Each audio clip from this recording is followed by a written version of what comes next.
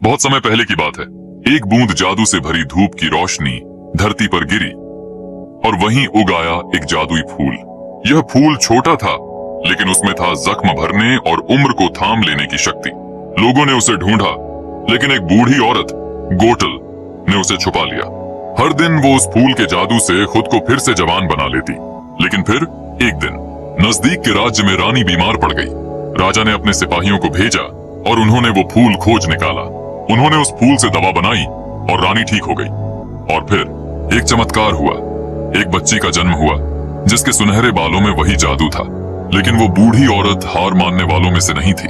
रात के अंधेरे में वो चुपके से महल में घुस आई और बच्ची के बालों को काटने की कोशिश की।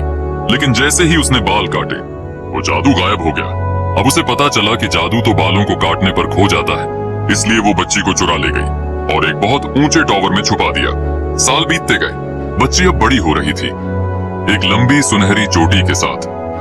लेकिन उसे नहीं पता था कि वो असल में एक राजकुमारी है। उसका नाम था रैपुंज़ेल। उधर राज्य भर में हर साल उसकी याद में हजारों उड़ते हुए लालटेन आकाश में छोड़े जाते थे। लेकिन रैपुंज़ेल सिर्फ टॉवर की खिड़की से इन्हें देखती थी और सोचती थी, कभी मैं वहां जाऊंगी। टॉवर में दिन बीतते जा रहे थे। रैपुंज़ेल हर दिन अपने लंबे बालों के साथ नई नई चीजें करती, पेंटिंग्स बनाती, किताबें पढ़ती, गाना गाती और अपनी प्यारी गिरगिट दोस्त पास्कल के साथ बातें करती। लेकिन हर साल अपने जन्मदिन पर जब वो खिड़की से आकाश में उड़ती लालटेनें देखती, तो उसके मन में बस एक सवाल गूंजता, ये रोशनी हर बार मेरे जन्मदिन पर ही क्यों उड़ती है? उसे लगता, कहीं ये रोशनी उसी के लिए तो नहीं। वो माँ गोटल से बाहर जाने की इजाजत मांगती है, लेकिन माँ हमेशा मना कर देती है। बाहर की दुनिया बहुत खतरनाक है, वहाँ चोर हैं, धोखेबाज हैं, तुम्हारे बालों के पीछे सब पागल हो जाएंगे। रैपुंज़ेल चुप हो जाती है, लेकिन उसके दिल में लालटेन देखने की ख्वाहिश और भी गहरी हो जाती है। उसी वक्त एक दूसरी कहानी चल रही थी। एक चालाक और थोड़ा घमंडी चोर फ्लिन राइडर महल से राजकुमारी का मुकुट चुराकर भाग रहा था। राज्य के सिपाही और उसका पीछा कर रहे दो बदमाश भाई स्टैबिंगटन ब्रदर्स उसके पीछे पड़ जाते हैं। फ्लिन जंगल में दौड़ता दौड़ता एक रहस्यमय जगह पर पहुंचता है, एक ऊंचा सा टॉवर जो पेड़ों के बीच छुपा हुआ है। बिना कुछ सोचे फ्लिन उस टॉवर में चढ़ने की कोशिश करता है, लेकिन अंदर रैपुंज़ेल तैयार है। जैसे ही वो ऊपर चढ़ता है, रैपुंज़ेल अपने फ्राइंग पैन से जोरदार वार करती है। फ्लिन बेहोश हो जाता है। रैपुंज़ेल डरती है, लेकिन फिर उसके बैग में से मुकुट देखकर सोच में पड़ जाती है। उसे एक आइडिया आता है, अगर मैं इस अजनबी को लालटेन तक ले जाऊं और फिर उसे वापस भेज दूं, तो मैं भी बाहर की दुनिया देख सकूंगी। फ्लिन राइडर की आंखें खुलती हैं और सामने खड़ी है एक लड़की, लंबी सुनहरी चोटी लिए, हाथ में फ्राइंग पैन थामे। रैपुंज़ेल उसे डराते हुए कहती है, तुम कौन हो और यहाँ क्या कर रहे थे? फ्लिन थोड़ा हड़बड़ाता है, लेकिन फिर अपने स्टाइल में बोलता है, मैं तो रास्ता भटक गया था। रैपुंज़ेल उसे वो ताज दिखाती है जो उसने फ्लिन के बैग में से चुराया है और फिर सौदे की बात करती है, मुझे लालटेन देखने जाना है, अगर तुम मुझे वहां ले चले तो मैं तुम्हारा ताज वापस दूंगी।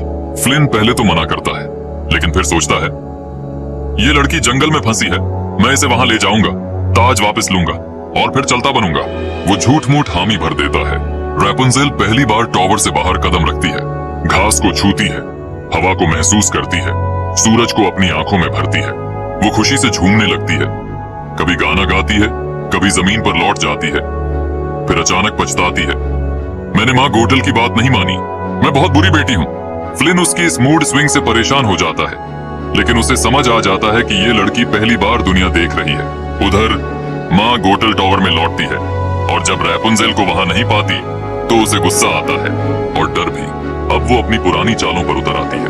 वो भी निकलती है उस लड़की को ढूंढने, क्योंकि वो जानती है अगर रैपुंज़ेल को उसकी सच्चाई पता चल गई तो सब खत्म हो जाएगा। रैपुंज़ेल और फ्लिन जंगल के रास्ते पर आगे बढ़ते हैं। रैपुंज़ेल हर चीज को हैरानी से देखती है, फूल, तितलियां, पेड़, पत्ते, सब कुछ उसके लिए नया है। लेकिन फ्लिन को सिर्फ अपना मुकुट वापस चाहिए। वो सोचता है, कैसे इस लड़की से पीछा छुड़ाऊं? तो वो उसे एक ऐसी जगह ले जाता है जो खतरनाक मानी जाती है, स्नगली डकलिंग नाम की एक डरावनी सराय। वहाँ सब बदमाश, डाकू और गुंडे रहते हैं। फ्लिन को लगता है रैपुंज़ेल डर जाएगी और वापस चली जाएगी, लेकिन जैसे ही वो अंदर जाते हैं, सब खतरनाक लोग उन्हें घेर लेते हैं। रैपुंज़ेल डरने के बजाय उन सभी से बात करने लगती है और बताती है कि उसका सपना क्या है। सब हैरान रह जाते हैं। फिर एक जादुई पल आता है। वो सारे खतरनाक दिखने वाले लोग अपने अपने छिपे हुए सपने बताते हैं। कोई पियानो बजाना चाहता है, कोई रोमांस नॉवेल लिखना, कोई पेंटिंग करना, और सब मिलकर एक गाना गाते हैं, I've got a dream। सबका मन बदल जाता है। वे रैपुंजेल और फ्लिन को भागने में मदद करते हैं, क्योंकि बाहर अब राज्य के सिपाही पहुंच चुके हैं। भागते भागते वो दोनों एक गुफा में फंस जाते हैं। पानी भरता जा रहा है, सांसें कम होती जा रही हैं। रैपुंजेल डर जाती है। फ्लिन पहली बार उसके सामने सच्चा बनता है और अपना असली नाम बताता है, यूजीन। उन्हें लगता है कि ये उनका आखिरी पल है, लेकिन तभी रैपुंजेल अपने जादुई बालों की ताकत से रास्ता रोशन करती है और दोनों बाहर निकल आते हैं। फ्लिन अब चुप है। उसने पहली बार जादू महसूस किया, न सिर्फ रैपुंजेल के बालों में, बल्कि उसके दिल में। गुफा से बाहर निकलने के बाद रैपुंजेल और यूजीन एक शांत झील के किनारे बैठते हैं। यूजीन उसके बालों को देखकर हैरान होता है और रैपुंजेल पहली बार उसे दिखाती है कि वो अपने बालों से घाव भर सकती है। रैपुंजेल अपना जादुई गाना गाती है। जब ये जादुई बाल गाते हैं तब वे चमकते हैं। यूजीन की कटी हुई हथेली धीरे धीरे ठीक हो जाती है। वो चुपचाप उसे देखता है। अब वो सिर्फ उसकी चोटी नहीं, बल्कि उसे समझने लगा है। उस रात दोनों एक पेड़ के नीचे आराम करते हैं। यूजीन पहली बार किसी के करीब महसूस करता है, और रैपुंजेल वो महसूस करती है कि ये दुनिया जिसे उससे छिपाया गया था वो डरावनी नहीं, बल्कि सुंदर, प्यारी और भरोसेमंद हो सकती है। माँ गोटल को रैपुंजेल और यूजीन के बीच बढ़ती नजदीकी का पता चल जाता है। उसे डर लगता है, अगर रैपुंजेल को अपने बारे में सच पता चल गया तो वो कभी लौट कर नहीं आएगी। तो वो एक चाल चलती है। वो स्टैबिंगटन ब्रदर्स से मिलती है और उन्हें कहती है, यूजीन तुम्हें धोखा देगा, वो तुम्हारा ताज लेकर भाग जाएगा और रैपुंजेल को अकेला छोड़ देगा। फिर वो रैपुंजेल से मिलती है और कहती है, देखो तुम उसके लिए सिर्फ एक रास्ता हो, अपने फायदे के लिए। रैपुंजेल उलझन में है। उसका दिल यूजीन पर भरोसा करना चाहता है, लेकिन माँ की बातें उसे तोड़ती हैं।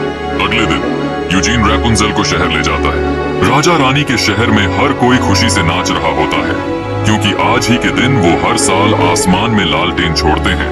रैपुंजेल पहली बार लोगों के बीच होती है, बच्चों के साथ नाचती है, बाजार में घूमती है और एक बड़ा सूरज का चिन्ह देखती है। वही चिन्ह जो उसने अपने बचपन की पेंटिंग्स में बार बार बनाया था। उसे लगता है, मैं इस जगह से जुड़ी हूँ, लेकिन कैसे? शाम होने लगती है। यूजीन उसे नाव में बैठाकर झील के बीच ले जाता है और आसमान में एक एक करके हजारों लालटेनें उड़ती हैं। रैपुंजेल की आंखों में आंसू हैं। मैंने ये पल बस अपने ख्वाबों में देखा था, आज ये हकीकत है। वो यूजीन को ताज वापस देने वाली होती है, लेकिन तभी कोई साया छुपकर उन्हें देख रहा होता है। झील के बीच में रैपुंजेल और यूजीन लालटेन से भरे आसमान को निहार रहे होते हैं। नाव के चारों ओर रोशनी तैर रही होती है और पहली बार दोनों एक दूसरे को सिर्फ देख रहे होते हैं, बिना कुछ कहे। यूजीन बोलता है, मैंने कभी नहीं सोचा था कि ख्वाब बदल भी सकते हैं। रैपुंजेल मुस्कुराकर कहती है, अब मेरा ख्वाब तुम हो। लेकिन तभी यूजीन किनारे की ओर देखता है। वहां स्टैबिंगटन ब्रदर्स खड़े होते हैं, उसका इशारा करते हुए। वो रैपुंजेल को कहता है, तुम यहीं रहो, मैं अभी आता हूं। लेकिन जैसे ही वो उतरता है, उसे धोखा दे दिया जाता है। वो बेहोश हो जाता है और एक नाव में बांधकर दूर भेज दिया जाता है, ऐसे कि लगे जैसे वो रैपुंजेल को छोड़कर भाग गया हो। रैपुंजेल टूट जाती है। वो वहां अकेली खड़ी होती है और तभी माँ गोटल आ जाती है, बिल्कुल वैसे जैसे उसने पहले से प्लान किया था। वो रैपुंजेल को गले लगाकर कहती है, मैंने कहा था ना, बाहर की दुनिया धोखेबाज है, अब घर चलो। रैपुंजेल हार मान लेती है। उधर यूजीन होश में आता है और सब सच्चाई जान जाता है। वो अब सिर्फ मुकुट नहीं, रैपुंजेल को बचाने के लिए दौड़ पड़ता है। रैपुंजेल फिर से टॉवर में कैद है। वो खिड़की के बाहर देखती है और उसके हाथ में वो सूरज का चिन्ह है जो उसे हमेशा खींचता आया है। वो अपनी पेंटिंग्स को देखती है, हर जगह वही चिन्ह। तभी उसे एहसास होता है, मैं ही वो खोई हुई राजकुमारी हूँ। उसका दिल कांप उठता है। अब वो सब समझ जाती है, गोटल कौन है, उसका प्यार कितना झूठा था और असली दुनिया उसे कब से पुकार रही थी। अब रैपुंजेल सब कुछ जान चुकी है कि वो ही असली राजकुमारी है, और गोटल जिसे वो अपनी माँ समझती थी, वो बस उसे कैद में रखना चाहती थी, उसके जादुई बालों के लिए। रैपुंजेल गोटल से साफ कहती है, अब मैं तुम्हारे साथ नहीं जाऊंगी। लेकिन गोटल गुस्से में आ जाती है। वो उसे जोर से बांध देती है ताकि वो फिर भाग न सके। उधर यूजीन टॉवर तक पहुंच जाता है। पास्कल, वो प्यारा गिरगिट की मदद से वो ऊपर चढ़ता है। जैसे ही वो खिड़की से अंदर आता है, गोटल उसे चाकू मार देती है। यूजीन जमीन पर गिरता है। रैपुंजेल चीख उठती है, नहीं यूजीन। गोटल कहती है, अगर तुम उसे बचाना चाहती हो तो हमेशा के लिए मेरे साथ चलो। रैपुंजेल चुप हो जाती है। वो गोटल से कहती है, ठीक है, लेकिन पहले मुझे उसे ठीक करने दो। जैसे ही रैपुंजेल उसके ऊपर झुकती है, यूजीन धीरे से उसकी चोटी पकड़ता है और तलवार से उसके जादुई बाल काट देता है। रैपुंजेल के बालों से जादू चला जाता है और गोटल तेजी से बूढ़ी होने लगती है। वो डर के मारे पीछे हटती है और टॉवर से गिर जाती है। अब रैपुंजेल आजाद है, लेकिन यूजीन की सांसें थम रही हैं। वो उसके पास बैठकर कहती है, मैं तुमसे प्यार करती हूँ, लेकिन बहुत देर हो चुकी है। रैपुंजेल की आंखों से आंसू टपकते हैं और एक आंसू यूजीन के गाल पर गिरता है। अचानक यूजीन की छाती चमकने लगती है, जैसे उस आंसू में भी वही जादू हो। वो धीरे धीरे होश में आता है। रैपुंजेल की खुशी का ठिकाना नहीं रहता। दोनों एक दूसरे को देखकर मुस्कुराते हैं, जैसे पूरी दुनिया थम गई हो। बस वही दो हैं। यूजीन अब जीवित है। रैपुंजेल के आंसू में जो प्यार था, वही असली जादू बनकर उसकी जान बचा लेता है। राजा और रानी, जो सालों से अपनी खोई हुई बेटी के लिए लालटेनें छोड़ते आए थे, आज दरवाजे पर वही खड़ी है। पहले तो वे पहचान नहीं पाते, लेकिन फिर रैपुंजेल की आंखों में उन्हें वही मासूमियत दिखती है जो उन्होंने आखिरी बार एक शिशु में देखी थी। रानी उसे गले लगा लेती है और राजा उसे बाहों में भर लेता है। उनकी खोई हुई राजकुमारी लौट आई है। पूरा राज्य जश्न मनाता है। फूल बरसते हैं, बाजार में खुशियां हैं और सबसे ज्यादा मुस्कान यूजीन और रैपुंजेल के चेहरों पर है। यूजीन की कहानी भी बदल जाती है। वो अब सिर्फ एक चोर नहीं, बल्कि वो इंसान बन गया है जिसने एक खोई हुई रोशनी को वापस लाया। अंत में रैपुंजेल कहती है, मैंने अपनी जिंदगी टॉवर में बंद होकर गुजारी, पर जब मैंने बाहर कदम रखा तब मुझे दुनिया नहीं, खुद को पाया। और जो सबसे अनमोल था वो मुझे रास्ते में मिला, एक चोर के रूप में।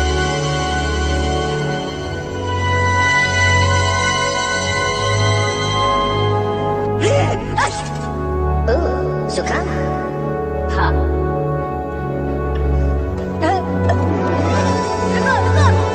रुको! तुम्हें नहीं लगता मेरा खुद का महल हो सकता है? मुझे तो पूरा यकीन है। इतना सारा काम निपटा लिया और अभी 8 ही बजे। दोस्तों, आज का दिन झकास है। मैं बहुत खुश हूँ। आज का दिन बहुत ही खास है पास्टर। आज तो मैं माँ से पूछ कर ही रहूंगी, जरूर पूछूंगी।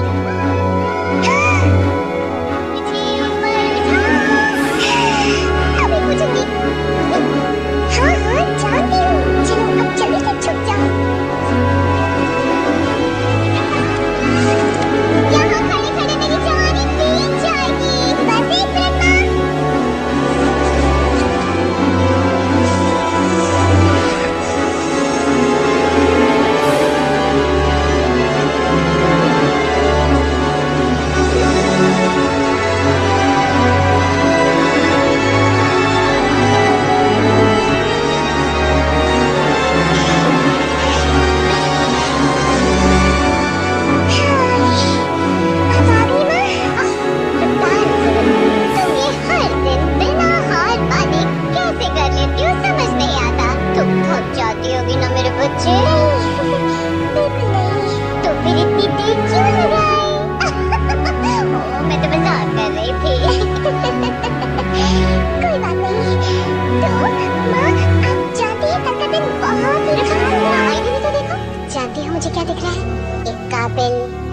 खूबसूरत और जवान लड़की खड़ी है ना? आओ, तुम भी यहाँ पे खड़ी हो। मजाक कर रही हो। मेरी बात का बिल्कुल बुरा मत माना। नहीं तो वैसे माँ, मैं ये कह रही थी कि कल का दिन बहुत मुझे बहुत ही थकान महसूस हो रही है। तुम मेरे लिए गाना गाओगी बेटा? हम बाद में बात कर लेंगे। हाँ जरूर माँ।